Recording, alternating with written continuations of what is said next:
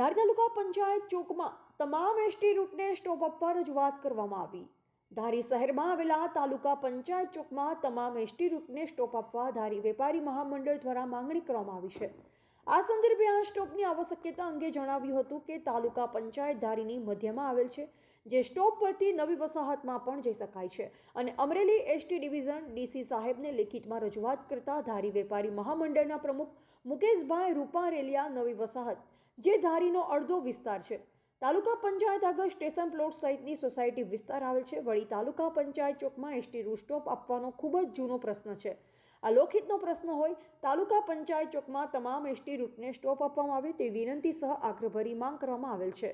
તે રજૂઆતની નકલ હર્ષભાઈ સંઘવી, વાહન વ્યવહાર મંત્રી શ્રી ગાંધીનગર કૌશિકભાઈ વેકરિયા, ઉપદંડક શ્રી વિધાનસભા ગાંધીનગર નારાયણભાઈ કાછડિયા, સંસદ શ્રી અમરેલી જેવી કાકડિયા, ધારાસભ્ય ધારી તથા ધારી એસટી ડેપો મેનેજર સાહેબને પણ આપવામાં આવેલ છે। રિપોર્ટર ડામોર વનરાજભાઈ ધારી।